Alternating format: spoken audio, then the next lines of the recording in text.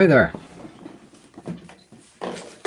My handy dandy calendar with its daily quotes on wasn't where it was supposed to be.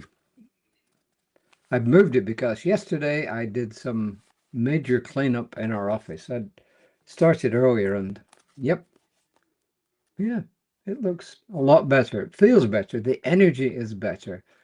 Seriously, the energy is better. This quote I like. It's anonymous, but I love it. If you want to feel rich, just count all of the things you have that money cannot buy. If you want to feel rich, just think about all the things that you have that money cannot buy. And I can think of loads of them right now. How about you? Obviously, my partner, Barbara, our 3 pets inside, the ones I feed outside, and so on and so forth. Our relatives, our friends, the organizations to which we belong, the house we live in. It's all good. So yeah, I think that's pretty good. And today's reading, it's called Silence Will Not Save Us. And I wasn't really sure what to expect of it when I started reading it, but I was pleasantly surprised. I think it's pretty good, actually. The first quote is from Audre Lorde, of course. It will be all month. We've been taught that silence will save us, but it won't. And I thought at first, I don't agree with that. And then when I started to read, I thought, yeah, actually, I do agree with it. Why? Because all the power in the universe is with you. Feel it, know it, and then act as though it were true. If any of the readings were applicable to this statement, this one would be it. As the universe is run by an infinite mind, so our life is controlled by our thinking, our feelings, and our thoughts. Ignorance of this keeps us in bondage. Knowledge will free us. Those two, of course, are from the Science of Mind magazine. But if those two quotes and the one from Audre Lorde applied to any reading that I've read throughout the years I've been reading this, and I've been reading this since the pandemic began, not this particular one, of course, you know what I mean, the Science of Mind Daily Guides. This is it. The idea of speaking out and allowing ourselves to be heard is the theme running through Audre Lorde's prose and poetry. Her diary entries during her experience with cancer reflect a time when she also was not silent. She shared in depth about the condition and its impact on her life. Turning away from a condition is something that we're taught to do. I'm going to talk a little bit more about this. Denial is part of some prayer treatments. We're sometimes silent about conditions that affect us. The silence doesn't save us. The silence that doesn't save us is the silence of ignoring our own consciousness, and that is an important piece in this whole thing. We must face our own patterns of thinking. Sometimes the body is communicating what we will not hear coming from our outer landscape. If fear, uncertainty, and doubt rage in our minds, being silent about them will not save us. We have to face them and replace them with active, living new ideas that remind us of the power within us run by an infinite mind. Everything we need is right where we are. This is spot on. I mean, seriously, this is spot on. And sometimes it seems to fly in the face of what Ernest Holmes said, but it really doesn't.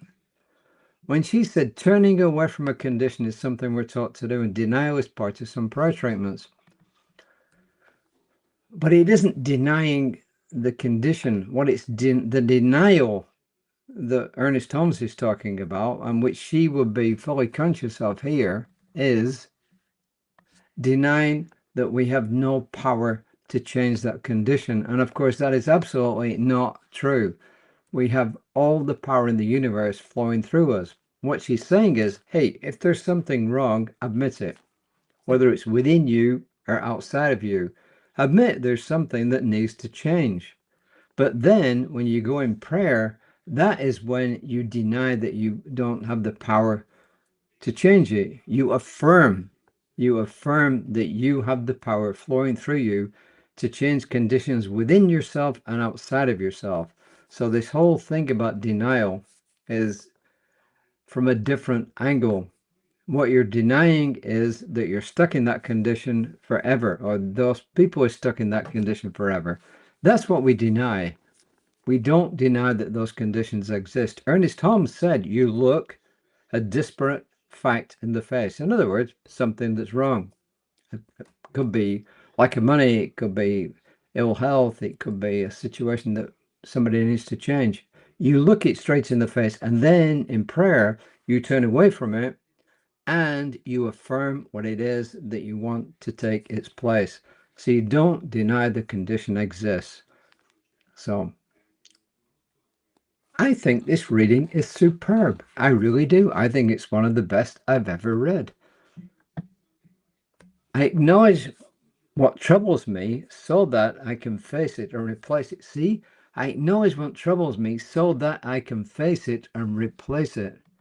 So you face it, you move away from it, you look into the mind of the divine, and you affirm what it is that you want. And that's it. And folks, that is my prayer for today, that each one of us acknowledges what is wrong, turns away from what is wrong, and affirms what it is that we want to replace it with. And that is it. I acknowledge what troubles me so that I can face it and replace it. Once again, I'm going to plug, I was going to say Reverend David Lemaster, RSCP, Religious Science Practitioner. I want to plug his Mycelium of Mind class that starts next Wednesday. Yes, next Wednesday from 10 until 11:30 Central Time. And translate that into your own time zone, whatever it is. I can plug it because I signed up for it. I bought the book for it. And if you want any more information about it and you don't have access to Creative Life Spiritual Center's Facebook page, you can do one of two things. info@creativelife.org, or you can text me, and my text numbers are down there. Text me, I will respond. I promise you. Email me, God knows what will happen. I get so many. Text me, and I will respond.